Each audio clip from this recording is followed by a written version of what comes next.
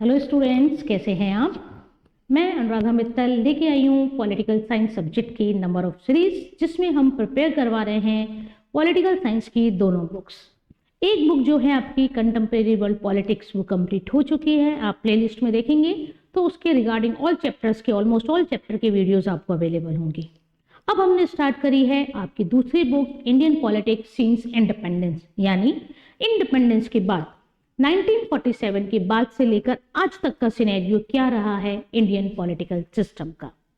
देखिए बच्चों, आपके 12th के बोर्ड एग्जाम्स आने वाले हैं। सीबीएसई का शेड्यूल भी जारी हो चुका है, तो आप अपने बोर्ड की प्रिपरेशन में लगे हुए हैं और बोर्ड के साथ साथ आप प्रिपेयर करिए अपने लिए एक अच्छे कॉलेज में एडमिशन की बेस। उसके लिए आपको क्रैक करना पड़ेगा CUET 2024 और हमारी वीडियोस देखकर, मेरे सब्जेक्ट की वीडियोस देखकर आपका सब्जेक्ट आपके बोर्ड के लिए भी प्रिपेयर होगा और CUET एग्जाम के लिए भी प्रिपेयर होगा। आज की वीडियो में हम कंप्लीट कर रहे हैं हमारा previous chapter, that is challenges of nation building. जैसे आप देख रहे हैं, ये चैप्टर का पार्ट 2 है।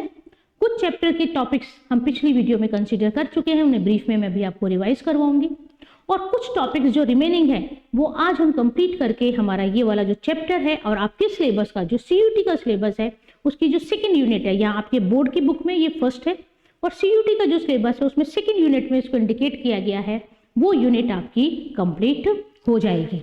तो देखिए, पहले अगर हम बात करें कि पिछले चैप्टर में जो पिछली वीडियो है हमारी, उसमें हमने क्या क्या कंप्लीट किया है, क्या क्या हमने इंपॉर्टेंट टॉपिक्स पढ़े हैं, तो एक बार उसको ब्रीफ में रिवाइज करते हैं, फिर हम आगे का आपका चैप्टर स्टार्ट करने वाले हैं।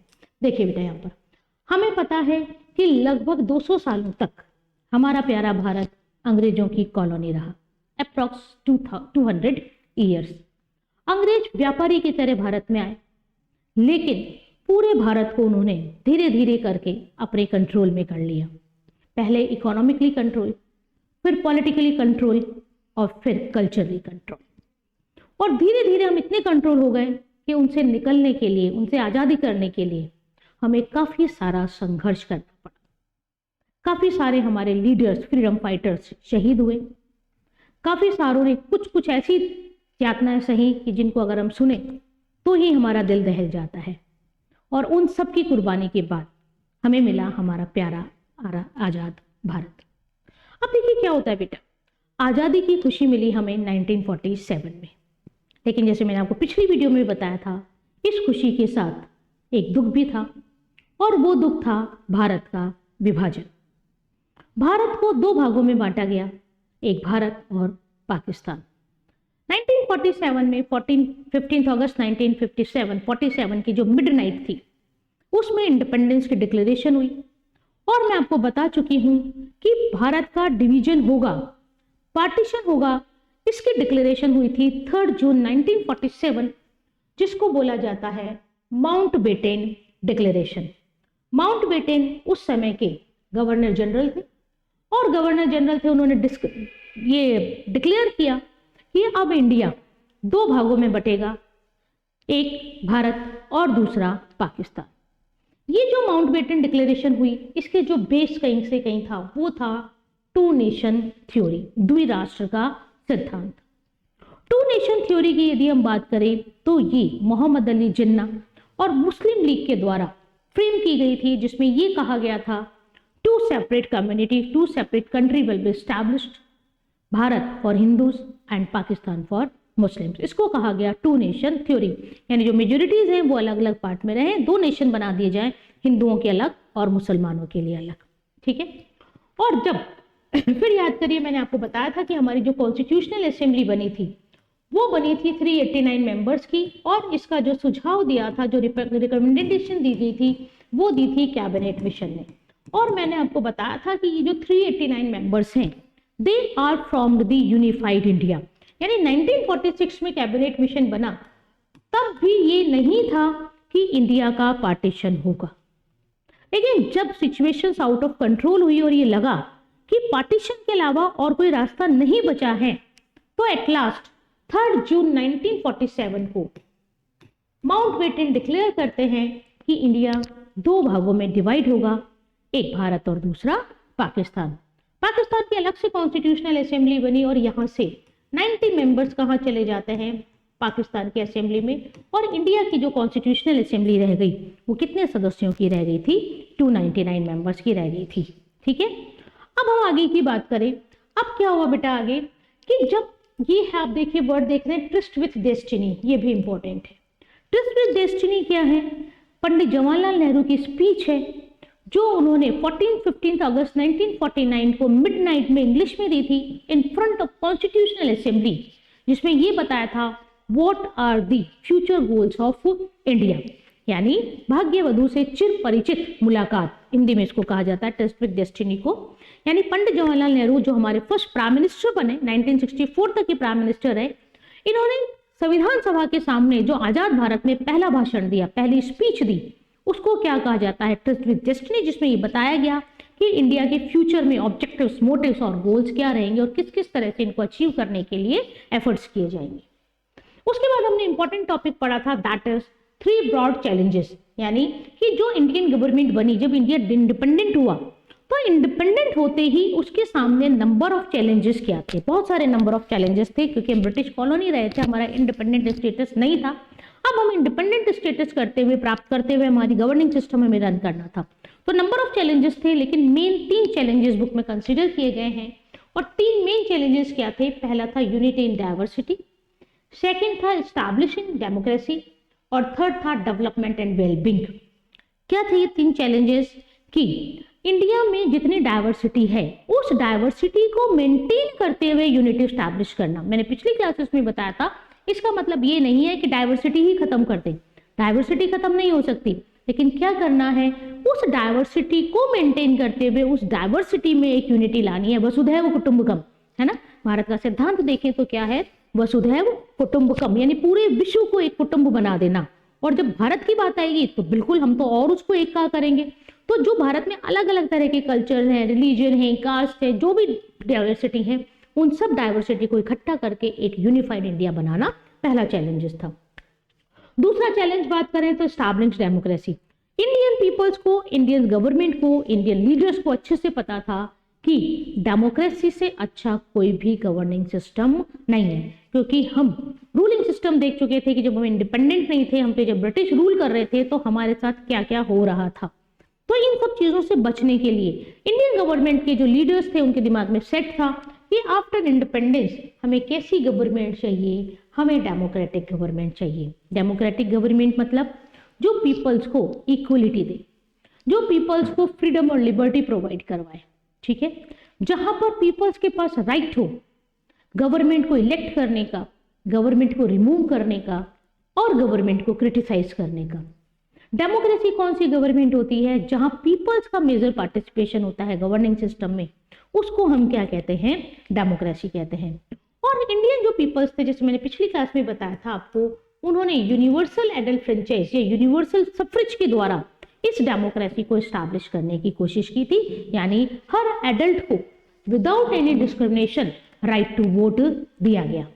1950 में जब हमारा कॉन्स्टिट्यूशन अप्लाइड हुआ, तब हमारे यहाँ एडल्ट एज 21 ईयर थी, लेकिन 61st अमेंडमेंट राजीव गांधी की गवर्नमेंट ने किया और इस एडल्ट एज को घटाकर 21 से रिड्यूस कर कितना कर दिया? 18। आज भी हमारे यहाँ एडल्ट एज कितनी मानी जाती है? 18। ये क्यों बताया जा रहा है? क्योंकि आपसे क्वेश्चन पूछा गया है, what is the meaning of universal suffrage? Universal suffrage means when every adult citizen have right to vote without any discrimination, then it is known as universal suffrage. उसके बाद तीसरा चैलेंज था डेवलपमेंट एंड वेलबींग, यानी government के सामने ये challenges था कि जो इंडिया में आप कह सकते हैं रिचर और पुअर का जो डिफरेंस था, अपर और लोअर का डिफरेंस था, इन सबको मिटाते हुए हर वेलबींग को, हर पर्सन को एक अच्छी क्वालिटी ऑफ लाइफ देना और पूरी कंट्री का डेवलपमेंट करना। तो ये मेन 3 चैलेंजेस आपको याद रखना है in front of Indian government after independence. First, to maintain unity in diversity, to establish a democratic government and promote development and wellbeing of each and every individual of the country. Okay बेटा, तो ये आपके पास हो गए 3 challenges. उसके बाद हमने पढ़ा था पार्टीशन प्रोसेस। पार्टीशन प्रोसेस यदि हम बात करें तो पार्टीशन प्रोसेस कोई हैप्पी मूवमेंट नहीं था, it is a painful process.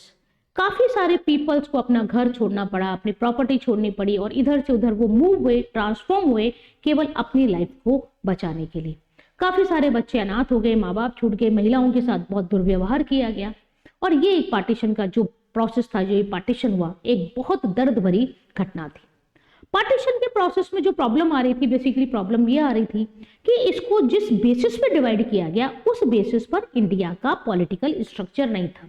It means कोई ऐसी सिंगल बेल्ट नहीं थी कि ये मुस्लिम सिंगल बेल्ट है, उसको पार्टीशन कर दे। जैसे मैंने पिछली क्लास में बताया था, इंडिया की अगर हम बात करें तो अगर हम इंडिया की बात करें तो आपको पता है इधर पाकिस्तान है, ये हमारा प्यारा भारत है, इधर बांग्लादेश है। अगर उस वक्त हम बात करें तो उस वक्त ये पूरा यूनिफाइड इंडिया था। लेकिन जब विभाजन हुआ तो क्या किया गया, इसको पाकिस्तान बनाया गया, इसको ईस्ट पाकिस्तान बनाया गया क्योंकि मुस्लिम मेजोरिटी था। और बीच में लॉन्ग एक्सपेंड बाउंड्री किसकी थी, इंडिया की थी। यानी आप देखिए बेटा, अगर आप यहाँ देखें तो इस तरह से नहीं था कि अगर मैं बताऊं कि जैसे मान लीजिए पूरी कंट्री है और ये हमने बात कर दिया, ये हिंदू है, ये मुसलमान है, चलिए इसको पार्टीशन कर दो, आसानी से पार्टीशन हो गया, आप इधर रह गए, आप इधर रह गए। नहीं, सिंगल बेल्ट मुस्लिम्स की नहीं थी, तो इसलिए ये पार्टीशन प्रोसेस में बहुत डिफिकल्टी आई। दूसरा, मैंने आपको बताया था कि काफी सारे मुस्लिम लीडर्स इस पार्टीशन को सपोर्ट नहीं कर रहे थे, और जिनमें सबसे फेमस आपको नाम याद रखना है, Khan Abdul Ghaffar Khan, known as frontier Gandhi. इसके बाद देखिए हमने पढ़ा इंटीग्रेशन ऑफ इंडिया, यानी जब पार्टीशन हो गया, हिंदुस्तान और पाकिस्तान अलग हो गया, उसके बाद भी एक और चैलेंज था कि इंडिया को इंटीग्रेट कैसे किया जाए। इंटीग्रेशन मतलब, तो देखिए मैं याद करिए, मैंने आपको बताया था कि जो ब्रिटिश इंडिया था वो 3 पार्ट्स में डिवाइडेड था जब ब्रिटिश हम पर रूल कर रहे थे। प्रोविंसेस, जिनको कहा जाता है प्रांत, और ये कितने थे, 11। बम्बई हुआ, पंजाब हुआ, बंगाल हुआ, मद्रास हुआ, मध्य प्रांत, संयुक्त प्रांत, उड़ीसा, ये सब क्या थे, प्रोविंसेस थे। प्रिंसली स्टेट 565, प्रिंसली स्टेट मतलब राज्य रजवाड़े, राजा महाराजाओं का जो शासन था वो प्रिंसली स्टेट। चीफ कमिश्नरी एरिया 4, नाम याद हो गए आपको, दिल्ली, अजमेर, मेरवाड़ा, कुर्ग कर्नाटक, और चौथा बलूचिस्तान। जब पार्टीशन हुआ तो बलूचिस्तान वाला चीफ कमिश्नर एरिया कहाँ चला गया, पाकिस्तान। ये था। अब देखिए इनमें और इनमें प्रॉब्लम नहीं आई, प्रॉब्लम कहाँ पर आई, इन प्रिंसली स्टेट्स में। प्रिंसली स्टेट्स में प्रॉब्लम क्यों आई, देखिए जो अंग्रेज थे उनका शुरू से आप देखें तो मोटिव था डिवाइड एंड रूल, फूट डालो और राज करो। अंग्रेजों ने फूट डालने का प्रारंभ बहुत पहले से ही कर दिया था, और मैंने आपको बताया भी था, आप ध्यान रखें 1909 में एक एक्ट आया था, दैट इज मार्लेमेंटो एक्ट, जिसको हम कम्युनल एक्ट भी कहते हैं। और इस एक्ट में ब्रिटिश ने सबसे पहले मुस्लिम लोगों को सेपरेट रिप्रेजेंटेशन दिया, सांप्रदायिक प्रतिनिधित्व दिया, और यहीं से ही एक जो हिंदू मुसलमानों को डिवीजन करने वाला उनका जो कंसेप्ट था वो बॉर्न होता गया, और इतना बड़ा हुआ कि 1947 में इसका परिणाम हमने विभाजन के रूप में देखा। अब जो अंग्रेज जब भारत को छोड़कर गए तो प्रिंसली स्टेट्स को फ्री कर गए कि आप फ्री हैं, आपकी इच्छा है तो इंडिया में ज्वाइन होइए, आपकी इच्छा है तो पाकिस्तान में मर्ज होइए, और यदि आप चाहते हैं अपना इंडिपेंडेंट स्टेटस रखना तो आप अपना इंडिपेंडेंट स्टेटस भी रख सकते हैं। और यहीं से प्रॉब्लम शुरू हो गई, क्योंकि सबसे पहले त्रावणकोर था जिसने ये कहा कि मैं इंडिपेंडेंट स्टेट रखना चाहता हूँ। लेकिन इंडियन गवर्नमेंट ने धीरे धीरे ये फील किया कि अगर इस तरह हर स्टेट को हम इंडिपेंडेंट स्टेटस दे दें तो क्या होगा, भारत का नक्शा जो है, जो भारत है, वो धीरे धीरे विश्व के नक्शे से लुप्त हो जाएगा, धूमिल हो जाएगा। और उस वक्त के लीडर्स ऐसा नहीं चाहते थे, तो इस चीज को बचाने के लिए एक विभाग बनाया गया, दैट इज रियासती विभाग, और उसका जो चेयरपर्सन थे वो थे सरदार वल्लभ भाई पटेल, और इनका साथ दे रहे थे वीपी मेनन। इनको रेस्पॉन्सिबिलिटी सौंपी गई कि आप प्रिंसली स्टेट्स को कन्विंस करिए इंडिया में मर्ज होने के लिए। और ये कहने में कोई दो राय नहीं है कि सरदार वल्लभ भाई पटेल और वीपी मेनन ने जोरदार तरीके से अपने इस काम को पूरा किया। और यदि आज जो हम इंडिया देख रहे हैं तो हम कह सकते हैं ये उन दोनों के प्रयासों का परिणाम है। इतने सारे राज्य रजवाड़े, इतनी रियासतें, लगभग 80% रियासतें किसमें शामिल हुई, भारत में शामिल हुई। जैसे सरदार वल्लभ भाई Patel, India first deputy prime minister and the home minister, with the assistance of VP Menon, the Secretary of the Ministry of the States was given the formidable task of integration the princely states। यानी सरदार वल्लभ भाई पटेल और VP Menon ने मिलकर जोरदार तरीके से India को integrate किया। आज जो हम इंडिया देख रहे हैं, आज जो हम इंडिया की पिक्चर देखते हैं, डेफिनेटली उसको फ्रेम करने में, उसको ड्रॉ करने में इंपॉर्टेंट रोल किसका है, सरदार वल्लभ भाई Patel, iron man of India, और वीपी मेनन का। फिर आपको याद करिए, मैंने बताया था आपको कि जो भी प्रिंसली स्टेट इंडिया में मर्ज हो रहा था उसको एक डॉक्यूमेंट पे साइन करने होते थे जिसको कहा जाता था instrument of accession. It means वो एग्री है इंडिया में मर्ज होने के लिए और जो भी उनकी होती थी। एट लास्ट बच्चों, हमने जो क्लास खत्म करी थी वो हमने कहा था कि काफी सारी रियासतें मर्ज हो गई इंडिया में, लेकिन 2-3 रियासतें ऐसी थी जिनको इंडिया में मर्ज करने के लिए गवर्नमेंट को डिफरेंट टाइप्स ऑफ एक्शंस लेने पड़े। हैदराबाद, जूनागढ़ और कश्मीर। इनके बेस ये जो तीनों रियासतें थी, इनको मिलाने में भारत की सरकार को कुछ अलग एफर्ट करना पड़ा। अगर हम देखें तो जो रियासतें इंडिया में मिलना चाह रही थी उनके प्रति गवर्नमेंट का क्या अप्रोच था, तो ये हम यहाँ पे देखने की कोशिश करते हैं कि जो उस वक्त की गवर्नमेंट थी उसने क्या अप्रोच ऑप्ट किया टू मर्ज, जो रियासतें उनके साथ मर्ज होने वाली थी। तो देखिए, the peoples of the most of the princely state clearly wanted to become the part of the Indian union.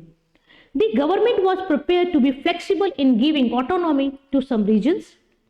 Consolidation of the territorial boundaries of the nation had assumed supreme importance. मतलब क्या हुआ, बहुत आसान भाषा में मैं आपको समझाऊं कि देखिए, प्रिंसली स्टेट इंडिया में मर्ज हो रहे हैं। ओके, तो जब वो मर्ज हो रहे हैं तो इसका मतलब ये नहीं है कि उन प्रिंसली स्टेट पर टोटल डोमिनेंस किसका आ जाएगा, इंडियन गवर्नमेंट का आ जाएगा। तो इंडियन गवर्नमेंट ने एक फ्लेक्सिबल ऑटोनॉमी तैयार कराई, एक लचीला वो प्रिपेयर करवाया कि आपकी इंडिपेंडेंस बनी रहे, आपकी ऑटोनॉमी बनी रहे, लेकिन भारत के साथ। उसके बाद यदि हम बात करें तो जो टेरिटोरियल बाउंड्रीज थी, आप ठीक है, आप इंडिया में मिल रहे हैं, सब कुछ ठीक है, लेकिन सबसे ज्यादा इंपॉर्टेंस किसको देंगे, जो इंडिया की टेरिटोरियल बाउंड्री है उससे कोई छेड़छाड़ नहीं होगी। यानी गवर्नमेंट ने कहा कि हम फ्लेक्सिबल रखते हैं, ठीक है, हम क्या कर रहे हैं, एक फ्लेक्सिबल ऑटोनॉमी रखेंगे आपके साथ, लेकिन आपको भी क्या करना पड़ेगा, ये ध्यान रखना पड़ेगा कि कुछ भी एक्शंस लें, लेकिन इंडिया का जो बाउंड्री है, जो टेरिटरी है, उसमें कुछ भी प्रॉब्लम नहीं आनी चाहिए। तो ये गवर्नमेंट का अप्रोच था। अब देखिए, अगर हम देखें, जैसे मैंने आपको बताया, हमें बेसिकली 3 स्टेट्स बहुत अच्छे से पढ़ने हैं, एक हैदराबाद, एक जूनागढ़ और तीसरा कश्मीर, ठीक है। ये तीनों स्टेट ऐसे हैं कि इन तीनों स्टेट को मर्ज करने में गवर्नमेंट को अलग अलग एक्शंस लेने पड़े। बहुत आसान भाषा में, हैदराबाद को ऑपरेशन पोलो के द्वारा भारत में मिलाया गया, जूनागढ़ में प्लेबिसाइट करवा के जूनागढ़ को भारत में मिलवाया गया, और कश्मीर की तो अभी थोड़ी देर में हम पूरी कहानी सुनते हैं, देखिए क्या हुआ क्या नहीं हुआ।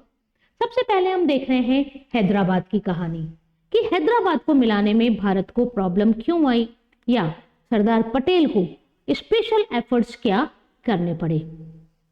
अगर देखिए हैदराबाद की हम बात करें तो जो हैदराबाद था वो लार्जेस्ट एंड रिचेस्ट था of all the princely state, यानी जितने भी प्रिंसली स्टेट थे 565, उनमें सबसे बड़ा और सबसे पैसे वाला स्टेट कौन सा था, Hyderabad. Covered a large portion of the Deccan plateau, ठीक है। Nizam Mir Usman Ali was president over a largely Hindu population in the princely state। देखिए, अब आप यहां समझिए, अंग्रेज क्या कह के गए प्रिंसली स्टेट को कि वो फ्री है, या तो इंडिया में ज्वाइन हो, या पाकिस्तान में ज्वाइन हो, या अपना इंडिपेंडेंट स्टेटस रखे। प्रॉब्लम किन प्रिंसली स्टेट्स में आई, जहां पर कुछ गड़बड़ मतलब जनता हिंदू, शासक मुसलमान, जनता मुसलमान, शासक हिंदू, ऐसी जगह कुछ ज्यादा एफर्ट्स आए। जैसे आप स्लाइड में देख रहे हैं, हैदराबाद के साथ प्रॉब्लम क्या थी कि जो वहां का रूलर था वो था निजाम मिर उस्मान अली, लेकिन अगर हम पॉपुलेशन देखें तो लार्ज पॉपुलेशन कैसी थी, हिंदू थी। He was very clear on his demand for an independent state and bluntly refuse to join the Indian dominion.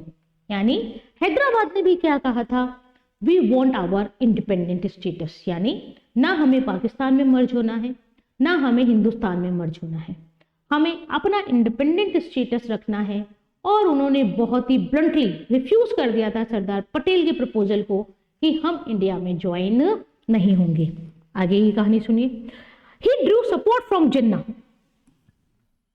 And the tussle over Hyderabad grew strong over the time. यानी ये जो निजाम अली था, इसको पीछे से पुल अप कौन कर रहा था, मोहम्मद अली जिन्ना। और धीरे धीरे धीरे धीरे इसकी डिमांड थी वो बहुत ज्यादा बढ़ती जा रही थी। Things took a turn for the worse when armed fantastic called Rajakars unleashed violence target Hyderabad Hindus resident। क्या होता है, सिचुएशन और बिगड़ी कब, जब वायलेंस हुआ हिंदूज रेजिडेंट के साथ जो हैदराबाद के थे। अब जब इस तरह का वायलेंस होने लगा, भाई जब तक शांति से बात चल रही है तब तक ठीक है, वो अपनी डिमांड रख रहे हैं, वो अपनी डिमांड रख रहे हैं, तब तक कोई प्रॉब्लम नहीं है। लेकिन प्रॉब्लम कब क्रिएट हुई, जब वायलेंस आने लगी। और जब वायलेंस आने लगी तो क्या किया गया, फिर गवर्नमेंट को, जो इंडियन गवर्नमेंट को इन्वॉल्व होना पड़ा। On 13 September 1948 Indian troops were sent to Hyderabad under Operation Polo. यानी भारतीय सेना ने हैदराबाद के अगेंस्ट एक ऑपरेशन किया जिसका नाम था ऑपरेशन पोलो। और इस ऑपरेशन के बाद इंडियन आर्मी को सक्सेस मिली हैदराबाद को इंडिया में मर्ज करने के लिए। In an armed encounter that lasted for about 4 days, the Indian army gained full control of the state and Hyderabad became the integral part of the India। तो देखा आपने, इस तरह से हैदराबाद किसका पार्ट बनता है, इंडिया का पार्ट बनता है और इंडिया में मर्ज होता है। क्या याद रखना है आपको, पॉपुलेशन थी हिंदू, शासक था मुसलमान। सबसे पहले उन्होंने क्या रिफ्यूज किया, इंडिया में मर्ज होना रिफ्यूज किया और कहा we want to maintain our independent status. ठीक है, आप इंडिपेंडेंट स्टेटस मेंटेन रखिए, शांति से रहिए। लेकिन क्या हो रहा था, उनको सपोर्ट कौन कर रहा था, मोहम्मद अली जिन्ना। और धीरे धीरे धीरे धीरे उन्होंने सोचा हमारी पावर बहुत बढ़ गई और एक टाइम ऐसा आया कि वहां के जो मुस्लिम्स थे उन्होंने वायलेंस करने शुरू कर दिए अगेंस्ट हिंदू पॉपुलेशन। जब ऐसा वायलेंस हुआ वहां पर तो इंडियन गवर्नमेंट ने इंटरफेरेंस किया, एक मिलिटेंट एक्शन किया जिसका नाम, एक ऑपरेशन चलाया जिसका नाम था ऑपरेशन पोलो। और ऑपरेशन पोलो स्टार्ट होने के बाद हैदराबाद को किस में मर्ज कर लिया गया, इंडिया में मर्ज कर लिया गया। क्वेश्चन किस तरह पूछा जाता है आपसे, जनरली जो क्वेश्चन पूछा जाता है अगर हम इंपॉर्टेंस की बात करें तो ये सबसे इंपॉर्टेंट है, ऑपरेशन पोलो। इस तरह से आपसे क्वेश्चन पूछा गया है, व्हाट इज ऑपरेशन पोलो, है ना, what are the importance of Operation Polo in the history of the India और in the integration of the India. इस तरह से ये आपको पूछा गया, तो आपको ध्यान रखना है ऑपरेशन पोलो एक आर्मी एक्शन था, इंडिया का आर्मी एक्शन था। मोटिव क्या था इसको, हैदराबाद को इंडिया में मर्ज करना। क्लियर बेटा, तो ये कहानी हमने किसकी सुनी, हैदराबाद की सुनी। आगे देखिए दूसरा, जूनागढ़। जूनागढ़ गुजरात का भाग है, सौराष्ट्र का भाग है। आज है इसका मतलब, इसको भी हमने कहाँ मिला लिया, इंडिया में मिलाया। यहाँ भी लगभग वही same problem. It contained a large Hindu population, लगभग वही कहानी है जो हैदराबाद की थी। लेकिन डिफरेंस क्या है कि वहां पे हमने ऑपरेशन पोलो चलाया, लेकिन यहाँ पर किसी ऑपरेशन पोलो को चलाने की जरूरत नहीं पड़ी। यहाँ पर पेल्विसाइड के द्वारा ही क्या किया गया, इसको मर्ज किया गया। It contained a large Hindu population ruled by the Nawab Mohammad Mahabat Khan ji Ali. उसके बाद देखिए on September 15, 1947 Nawab choose to access to Pakistan ignoring Mountbatten's view arguing that Junagadh adjoined Pakistan by sea। मतलब इसने क्या कह दिया कि जो जूनागढ़ है उसकी सीमाएं समुद्र के रास्ते से पाकिस्तान से मिल रही है, तो हम किस में जाके मिलेंगे, पाकिस्तान में जाकर मिलेंगे। The government pointed out that the state was 80% Hindu. Government ने क्या इंडिकेट किया कि जूनागढ़ में 80% पॉपुलेशन कौन सी है, हिंदू है।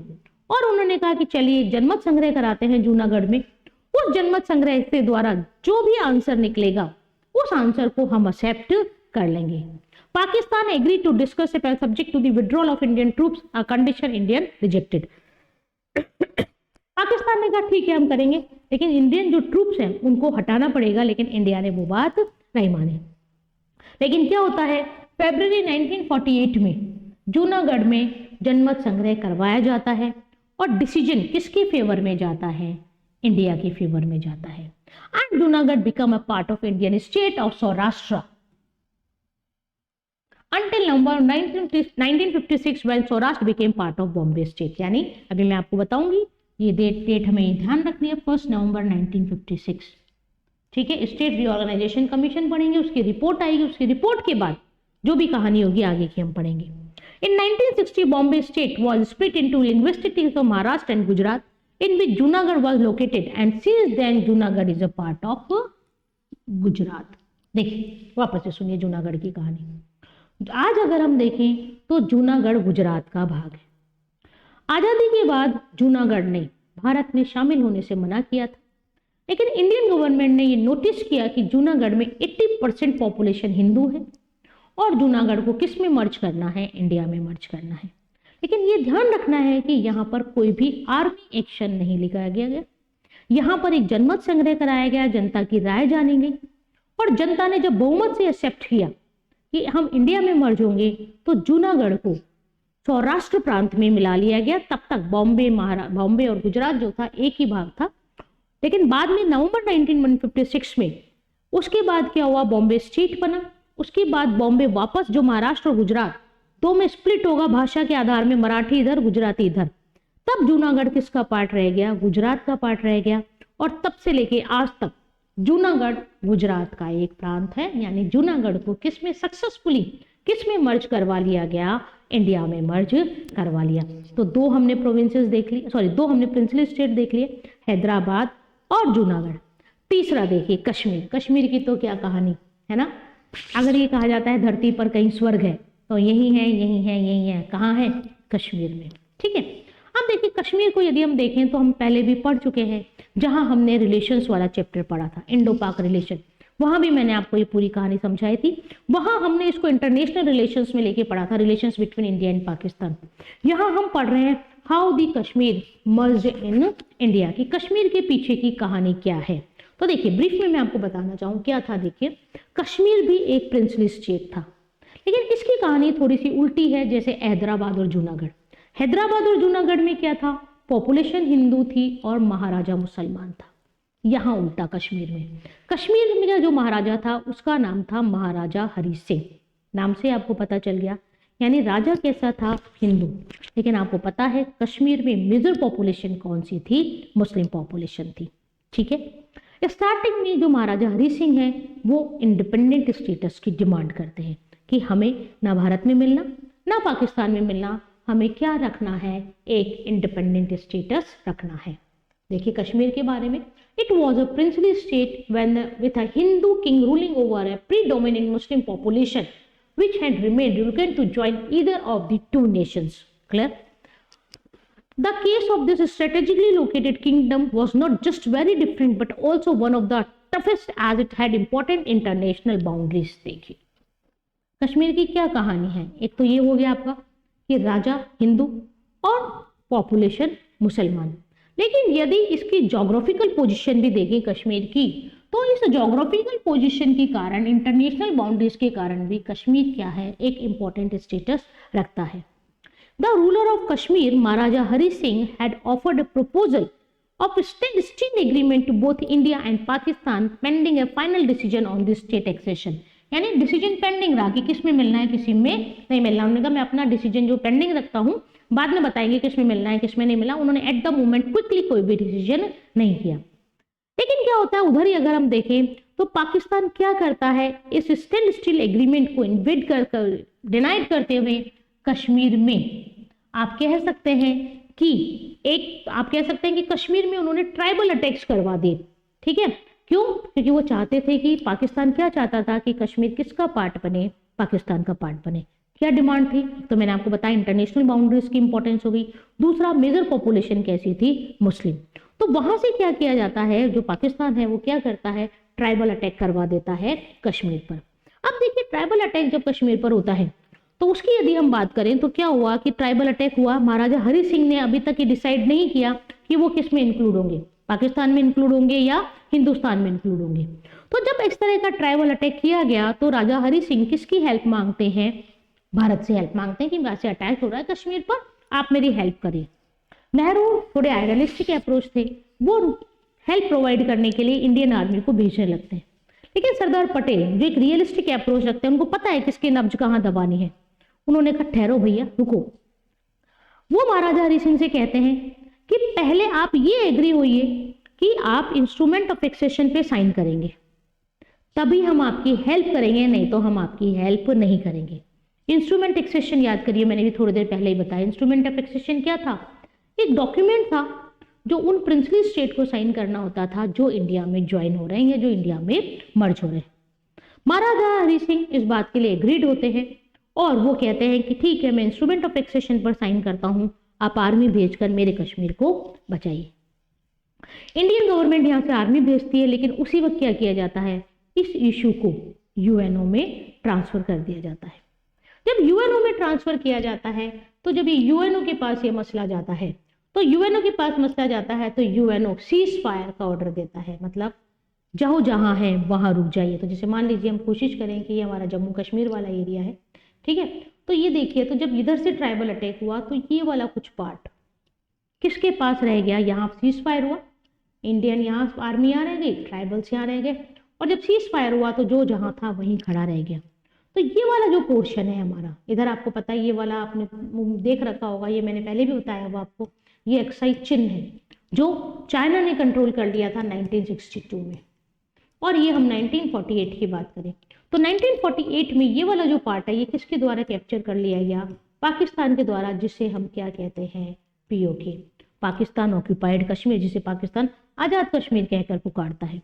तो यूएनओ ने जो बॉर्डर दिया तो हमें इसको वहां रुकना पड़ा, वहां से वापस आना पड़ा, और वो वाला एरिया किसके पास रह गया, कैप्चर।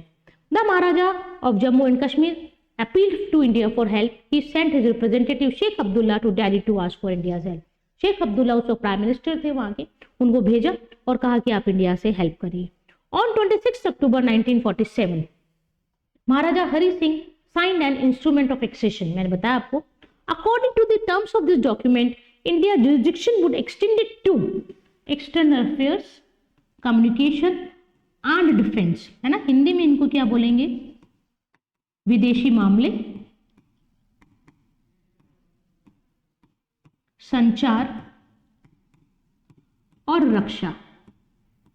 ये ध्यान रखना है, इन तीनों एरिया पर किसका जुरिडिक्शन आ गया, इंडियन गवर्नमेंट का, and rest of the subjects under the control of Kashmir government. The president subsequently issued the constitution order under article 372 of the constitution extending the Union Constitution of a state, some exception and modification.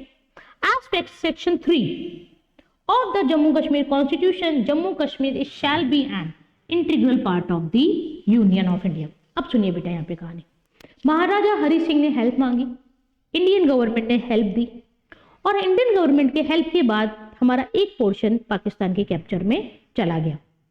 आज भी India का कहना यह है कि India का भाग है, और अभी आपने सुना हो कि जम्मू कश्मीर में जो विधानसभा बनेगी उस विधानसभा में भी हमने पीओके की सीट रिजर्व करी है।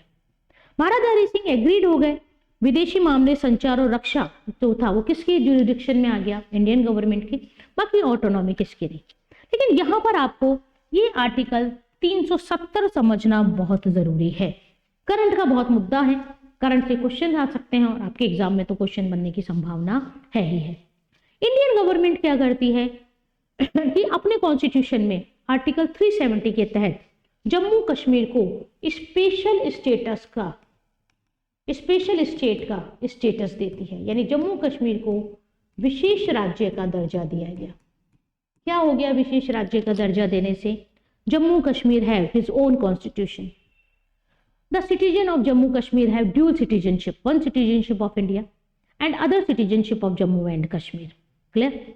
और यदि हम बात करें तो जो जम्मू कश्मीर है उसके जो पीपल्स है उन पर सारे के सारे क्लॉज कॉन्स्टिट्यूशन के अप्लाइड नहीं होते, जैसे प्रेसिडेंट रूल वहां अप्लाई नहीं हो सकता था, फाइनेंशियल इमरजेंसी वहां अप्लाइड नहीं हो सकती थी, जम्मू कश्मीर का अपना फ्लैग था, आप कोई भी बाहर का व्यक्ति, जम्मू कश्मीर से बाहर का व्यक्ति वहां जाके आसानी से बच नहीं सकता था, वहां के लोगों को ज्यादा प्रिविलेजेस दिए गए, यानी स्पेशल स्टेटस, विशेष राज्य का दर्जा दे दिया गया, अपना झंडा, अपना संविधान, अपनी भाषा, अपनी नागरिकता, अपना पैनल कोड, ठीक है। तो इस तरह से क्या हुआ, जम्मू कश्मीर को स्पेशल स्टेटस देते हुए आर्टिकल 370 के तहत भारत में मिला लिया गया। लेकिन देखिए जब आर्टिकल 370 बनाया गया था उस वक्त एक पॉलिटिकल पार्टी थी जिसका नाम था भारतीय जनसंघ, आरएसएस और भारतीय जनसंघ, उन्होंने उस वक्त भी इस आर्टिकल 370 का अपोज किया था, है ना। आपने इसी वाली बुक में जब हम पॉलिटिकल पार्टीज पढ़ेंगे नेक्स्ट चैप्टर में, तब वहां पढ़ेंगे हम भारतीय जनसंघ को पूरा डिटेल में। उस वक्त भी उन्होंने कहा था कि एक देश में दो विधान दो संविधान नहीं चलेंगे, नहीं चलेंगे, नहीं चलेंगे। यानी उस वक्त से भारतीय जनसंघ अपोज कर रहा था कि जब जम्मू कश्मीर भारत का भाग है तो उसको भारत के बाकी राज्यों की तरह ही रखा जाए। आपने इतनी सारी प्रिविलेजेस दे दे के आपने क्या करा, उसको भारत से काट के रख दिया। तो ये डिमांड उठाई जा रही थी कि इस 370 को अब टाइम है अबॉलिश कर दिया जाए, क्योंकि जब इसको संविधान में जोड़ा गया था तब भी बेटा इसको एज अ टेम्परेरी जोड़ा गया था, स्थायी नहीं था, ये अस्थायी उपबंध के तहत डाला गया था कि अभी अस्थायी है, बाद में जैसा गवर्नमेंट चाहेगी वैसा इसमें चेंजेस कर सकते हैं। तो एट लास्ट अगस्त 2019 में गवर्नमेंट ने एक्शन लिया और एक्शन के तहत जब 370 जो था उस आर्टिकल को इनएक्टिव करते हुए जम्मू कश्मीर का जो स्पेशल स्टेटस था वो वहां से खत्म किया गया और रीऑर्गेनाइजेशन बिल लाया गया 2019 में, जम्मू कश्मीर रीऑर्गेनाइजेशन बिल, जिसमें क्या किया गया, इस जम्मू कश्मीर को बाइफरगेट कर दिया गया दो यूनियन टेरिटरीज में, एक जम्मू कश्मीर और दूसरा लद्दाख। यानी आज का यदि हम स्टेटस देखें तो आज के स्टेटस के अकॉर्डिंग जम्मू कश्मीर को कोई भी स्पेशल स्टेट का स्टेटस नहीं दिया गया। आज जम्मू कश्मीर क्या है, दो यूनियन टेरिटरीज में बट गया है, एक जम्मू कश्मीर और दूसरा लद्दाख। यूनियन टेरिटरीज आपको पता है, यूनियन टेरिटरीज क्या होती हैं, जिन पर सीधा सेंट्रल गवर्नमेंट का रूल हो, यूनियन गवर्नमेंट का रूल हो, तो उसे क्या कहा जाता है, यूनियन टेरिटरी। और आपको पता है वर्तमान में 8 यूनियन टेरिटरीज इंडिया में हैं। जिस दिन मैं क्लास ले रही हूँ वहां तक तब तक क्या है, 8 यूनियन टेरिटरीज और 28 स्टेट है, 28 स्टेट। अभी अगर हम जम्मू कश्मीर का प्रेजेंट स्टेटस देखें तो प्रेजेंट स्टेटस के रूप में वो क्या है, एक यूनियन टेरिटरी है। 11 दिसंबर 2019 को सुप्रीम कोर्ट ने डिसीजन दिया, 5 जजेस की बेंच बैठी थी, क्योंकि जब ये 370 हटाया गया तो सुप्रीम कोर्ट में काफी सारी पिटिशंस लगी जिसमें ये बताया गया कि 370 को हटाना गलत था। इसमें बहस हुई, बदले हुए, ये हुए, लेकिन फाइनल जो डिसीजन आया, 5 जजेस की बेंच ने जो डिसीजन दिया 11 दिसंबर 2023 को, उसमें ये कहा गया कि अनुच्छेद 370 को संविधान के प्रावधानों के अनुकूल ही हटाया गया और ये टेम्परेरी प्रोविजन था जिसको अब हटा दिया गया। तो टेम्परेरी था तो आप हटा सकते हैं। और इंपॉर्टेंट बात ये कि इससे regarding unnecessary petitions in future में ना लाई जाए। तो इस तरह से देखिए, इतना बड़ा स्ट्रगल के बाद, इतने लंबे स्ट्रगल के बाद पहले तो जम्मू कश्मीर भारत का अंग बना और अब हम कह सकते हैं कि बाकी राज्यों की तरह ही, बाकी यूनियन टेरिटरी तरह ही जम्मू कश्मीर आज भारत का एक अभिन्न अंग है और हमेशा रहेगा। ठीक है, तो ये हमने किसकी कहानी पढ़ी, जम्मू कश्मीर। आपको तीनों चारों बातें याद रखनी है। पहला, त्रावणकोर पहला स्टेट जिसने इंडिपेंडेंस की बात करी। दूसरा, हैदराबाद को ऑपरेशन पोलो के तहत इंडिया में मर्ज किया गया। तीसरा, जूनागढ़ को जनमत संग्रह के द्वारा भारत में मिलाया गया। चौथा, जम्मू कश्मीर को अनुच्छेद 370 के तहत स्पेशल स्टेटस का स्पेशल स्टेट का स्टेटस देते हुए इंडिया में मर्ज किया गया। और 2019 में जम्मू कश्मीर को स्पेशल स्टेट के स्टेटस के हटाकर यूनियन टेरिटरी बना दिया गया और आज भी वही एप्लीकेबल है। तो ये तीनों आपको स्टेट्स की बात रखनी है। अब देखिए, ये तो ये वाली बात हो गई। अब दूसरी प्रॉब्लम क्या आई कि इंडिया के, देखिए मैंने आपको बताया था ना, 3 चैलेंजेस क्या है, इंडिया की बाउंड्री को मेंटेन करना और इंडिया की यूनिटी को मेंटेन करना। भाई बाहर की बाउंड्री तो सेट हो गई इंडिया की, ठीक है, इंडिया का नक्शा तो आपने बाहर का बना लिया कि इस तरह से बनाए, लेकिन प्रॉब्लम ये थी कि इंडिया की इंटरनल बाउंड्री भी तो हमें सेट करनी है। कौन सा स्टेट कैसा, कहाँ, कैसे नहीं किया जाएगा। तो इस चीज को सॉल्व करने के लिए एक रीऑर्गेनाइजेशन स्टेट कमीशन क्या बनाया गया, फ्रेम किया गया। Reorganisation of state, the biggest problem that existence after the merger of the princely state. देखिए आज का जो हम भारत देख रहे हैं बेटा, ये बहुत बड़े संघर्ष का परिणाम है। पहले तो हमने इंडिपेंडेंस ली, ठीक है, उसमें काफी स्ट्रगल किया। उसके बाद इंडिपेंडेंस लेने के बाद प्रिंसली स्टेट को मर्ज करने के लिए स्ट्रगल हुआ। अब प्रिंसली स्टेट भी मर्ज हो गए। अब हमें इंडिया की इंटरनल बाउंड्री सेट करनी है, स्टेट्स को मर्ज करना है, तो उसके लिए भी वो एक प्रॉब्लम था। जब मर्ज हो गए प्रिंसली स्टेट, उसके बाद जो बिगेस्ट प्रॉब्लम थी वो थी reorganisation of the state to determine the boundaries of the states. क्या डिटरमाइन करनी थी, बाउंड्री ऑफ द स्टेट। जैसे ये हमारा पूरा इंडिया, तो ये स्टेट कैसा होगा, ये स्टेट कैसा होगा, ये कैसे होंगे, इस तरह से हमें क्या करनी थी, ये बाउंड्री यहाँ पर डिसाइड करनी थी। ठीक है, it was necessary to do this so that people with the same culture and language could live in one state. For this reason it was necessary to reorganize the boundary of the state. यानी कोशिश ये की गई कि जो same culture के लोग हैं, जो सेम लैंग्वेज के लोग हैं, वो एक पर्टिकुलर एरिया में रहें, उसको एक पर्टिकुलर स्टेट दे दें। और ये बाउंड्री सेट करने के लिए हम देखेंगे एक कमीशन बनाया गया जिसको कहा गया स्टेट रीऑर्गेनाइजेशन कमीशन। लेकिन सबसे पहले यदि हम बात करें कि भारत में स्टेट्स किस बेसिस पर बने, तो सबसे पहले ये कहा गया कि भारत में राज्यों का निर्माण भाषा के आधार पर होना चाहिए। यानी स्टेट जो फ्रेम हो, जो बाउंड्रीज बने स्टेट का, उनका बेस किसको माना जाए? लैंग्वेज को माना जाए। Firstly linguistic principle is used, पहले ये कहा गया कि लिंग्विस्टिक, लेकिन बाद में क्या हुआ, गवर्नमेंट क्या करती है, इसको रिजेक्ट करती है और वो कहती है कि लिंग्विस्टिक इशू के अलावा भी अदर और इकोनॉमिक चैलेंजेस हैं जिनके बेसिस पर हम स्टेट फ्रेम कर सकते हैं। यानी पहले ये डिसाइड किया गया कि स्टेट लैंग्वेज के बेसिस पर बनेंगे, लेकिन बाद में क्या किया गया, इसको रिजेक्ट किया गया और ये माना गया कि अदर इकोनॉमिक और जो सोशल चैलेंजेस हैं उनके बेसिस पर भी हम क्या कर सकते हैं, स्टेट फ्रेम कर सकते हैं। और देखिए, भारत में भाषा के आधार पर बनने वाला पहला स्टेट था आंध्र प्रदेश, और ये कब बना? 1952 में, जब गवर्नमेंट ने खारिज कर दिया कि भाषा के आधार पर राज्यों का निर्माण नहीं होगा। तब आंध्र प्रदेश में अगर हम बात करें, उस वक्त तमिलनाडु मद्रास कहते थे हम, वहां के लीडर थे बटे श्री राम लल्लू। वो डिमांड तो पहले से ही कर रहे थे, लेकिन फिर वो हंगर स्ट्राइक पर बैठ जाते हैं कि भाषा के आधार पर राज्य का निर्माण होना ही चाहिए। But protest began in Telugu speaking area old Madras. यानी प्रोटेस्ट कहां से शुरू हुआ? मद्रास से शुरू हुआ, जो कैसा एरिया था? तेलुगु स्पीकिंग एरिया था। क्लियर? अब क्या हुआ? Included Tamil Nadu, Kerala, Karnataka and some part of the Andhra Pradesh. Separate state for Telugu speaking area under the leadership of Potti Sriramulu. यानी श्री राम लल्लू जो थे, उन्होंने बहुत बड़ा प्रोटेस्ट किया कि आंध्र प्रदेश को यानी एक लैंग्वेज के बेसिस पर एक स्टेट फ्रेम किया जाए। लेकिन इंडियन गवर्नमेंट तो रिफ्यूज कर चुकी थी कि लैंग्वेज के बेसिस पर नहीं, इकोनॉमिक और सोशल प्रॉब्लम के बेसिस पे बनाएंगे। वो क्या करते हैं, हंगर स्ट्राइक शुरू करते हैं और 50 डेज की हंगर स्ट्राइक के बाद उनकी डेथ हो जाती है। अब जब डेथ हो जाती है तो इतना प्रेशर आता है कि प्रेशर के कारण the central government had to vote down in December 1952 the Prime Minister announced the creation of separate state named Andhra Pradesh। बेटा ये आपका क्वेश्चन आया हुआ है, write the name of first state that is framed on the basis of language and when। यानी भारत में भाषा के आधार पर बनने वाला पहला राज्य कौन सा था और कब बना? तो पहला राज्य था आंध्र प्रदेश, और कब बना? ये 1952 में।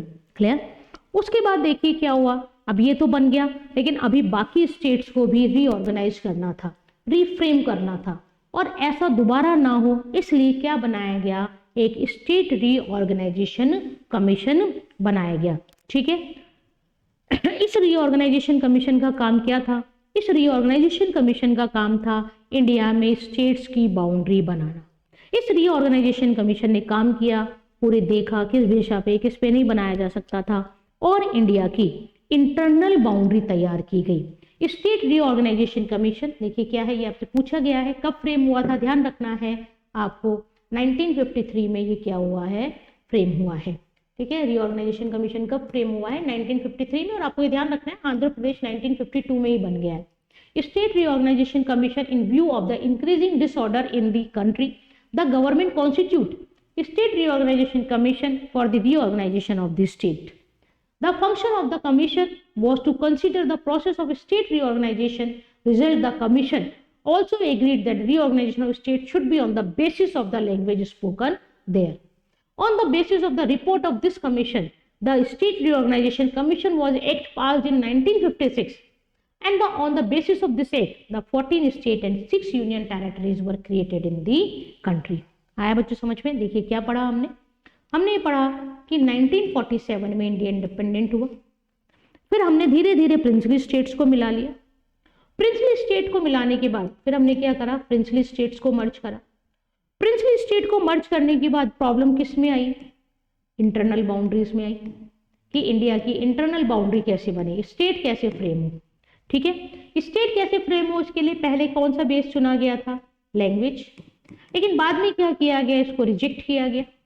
जैसे ही रिजेक्ट किया गया तो तमिलनाडु में प्रोटेस्ट शुरू हुआ कि क्या बनाया जाए? एक सेपरेट स्टेट बनाया जाए on the basis of language. और 1952 में 3 ईयर याद रखना है आपको, 1952 में आंध्र प्रदेश पहला स्टेट बना on the basis of language. ठीक है, 1953 में स्टेट रीऑर्गेनाइजेशन कमीशन बना, 3 मेंबर्स का था, जिसका काम था इंटरनल बाउंड्रीज इंडिया की बनाना। और इस स्टेट रीऑर्गेनाइजेशन ने अपनी रिपोर्ट कब दी? 1956 में। और ये जो रिपोर्ट थी इसके बेसिस पर क्या बने इंडिया में? 14 स्टेट्स और 6 यूनियन टेरिटरी। ठीक है, इतने बन गए आपके। ठीक है, मैंने आपको पिछली स्लाइड में बताया था, वो डेट ध्यान रखना। यानी अगर हम इस स्टेट रीऑर्गेनाइजेशन कमीशन से पहले की बात करें तो तब भारत 4 श्रेणियों के राज्यों में बटा हुआ था, ABCD। ठीक है, और हमारा राजस्थान किस कैटेगरी में आता था? B कैटेगरी में आता था। लेकिन जब ये एक्ट अप्लाइड हो गया, इसकी सिफारिशें लागू हो गई, तो ये 4 जो श्रेणियां थी ABCD ये खत्म कर दी गई। और इस एक्ट के अकॉर्डिंग उस वक्त इंडिया में यानी 1956 में इंडिया में कितने स्टेट थे? 14 स्टेट्स थे और 6 यूनियन टेरिटरी थी। Assam, Bihar, Bombay, Jammu Kashmir, Punjab, UP, MP, Kerala, Madras, Mysore, Orissa, west Bengal, Rajasthan और आंध्र प्रदेश। और 6 यूनियन टेरिटरीज देखिए कौन सी थी? दिल्ली आज भी यूनियन टेरिटरी है, अंडमान निकोबार आज भी यूनियन टेरिटरी है, हिमाचल प्रदेश ये स्टेट बना बाद में, त्रिपुरा इसको भी बाद में स्टेट बनाया गया, मणिपुर ये भी स्टेट बने 1972 में बने थे। ठीक है, लक्षद्वीप ये भी है। लेकिन बाद में क्या हुआ? धीरे धीरे स्टेट्स की डिमांड होती रही, हमें मिलाते गए, कुछ सोशल प्रॉब्लम्स के, इकोनॉमिक, एडमिनिस्ट्रेटिव प्रॉब्लम और चेंजेस होते होते अगर आज हम इंडिया में देखें तो आज हमारे इंडिया में 28 स्टेट्स हैं और 8 यूनियन टेरिटरीज हैं। क्लियर? अब आप अपनी बुक में एक प्रिपेयर करिए चार्ट कि इन 14 के बाद कौन सा स्टेट कब बना। ठीक है, गुजरात बना, फिर नागालैंड बना, इस तरह से आपको देखना है। वो अरुणाचल प्रदेश बने, मिजोरम बना, गोवा बना। ठीक है, फिर एक साथ 3 स्टेट बनाए गए, छत्तीसगढ़, झारखंड और उत्तराखंड। यूपी से अलग होकर उत्तराखंड, MP से अलग होकर छत्तीसगढ़ और बिहार से अलग होकर झारखंड। और यदि लास्ट स्टेट देखें, हम 28 स्टेट देखें तो वो 2014 में बना, आंध्र प्रदेश से अलग होकर तेलंगाना। ठीक है, तो ये लास्ट लेटेस्ट जो है 28। और अगर यूनियन टेरिटरी की बात करें तो आपको पता ही है लेटेस्ट यूनियन टेरिटरीज कौन सी हैं? जम्मू कश्मीर और लद्दाख। ठीक है, आपको आठों की आठों यूनियन टेरिटरीज के नाम पता होना चाहिए। हाँ, और एक और क्वेश्चन आया हुआ आपके पास कि कौन से ऐसी हैं स्टेट आज जो पहले 1956 में यूनियन टेरिटरीज थे? तो आपको ये ध्यान रखना है, हिमाचल प्रदेश, मणिपुर और त्रिपुरा। क्लियर? तो ये था हमारा फर्स्ट चैप्टर और CUT के सिलेबस की second unit, that is challenges of nation building. पूरा हमने पढ़ लिया किस तरह इंडिया का पार्टीशन हुआ, क्या क्या इंडिया के सामने चैलेंजेस थे, किस किस तरह से प्रिंसली स्टेट्स को इंडिया में मर्ज किया, 3 प्रिंसली स्टेट हैदराबाद, जूनागढ़ और कश्मीर के साथ क्या समस्याएं थी और किस तरह, किस एफर्ट से, किस एक्शन से उनको इंडिया में मर्ज किया गया। जब प्रिंसली स्टेट्स मर्ज हो गए तो फिर प्रॉब्लम थी, फिर चैलेंज था इंटरनल बाउंड्री सेट करने के लिए, स्टेट्स की बाउंड्री सेट करने के लिए। उसके लिए स्टेट रीऑर्गेनाइजेशन कमीशन बनाया गया। स्टेट रीऑर्गेनाइजेशन ने 3 साल कड़ी मेहनत करी और 1956 में बाउंड्री तैयार करके दी 14 स्टेट और 6 यूनियन टेरिटरीज। ठीक है बच्चों, तो ये आपका फर्स्ट चैप्टर कंप्लीट, एक यूनिट कंप्लीट आपके CUT के सिलेबस की। नए वीडियो में हम लेकर आएंगे एक नया chapter, that is era of one party dominance. देखते रहिए, पढ़ते रहिए, लगे रहिए अपनी तैयारी में, बोर्ड और CUT दोनों के लिए। कोई प्रॉब्लम है, कोई चीज़ समझ में नहीं आ रही, किसी टॉपिक की डिमांड है, कोई क्वेश्चन है, डेफिनेटली कमेंट करिए, हम हर संभव कोशिश करेंगे आपकी सहायता करने में। तो have a goodbye and all the best for your all the exam. मिलते हैं नए चैप्टर के साथ नए वीडियो में। Good bye.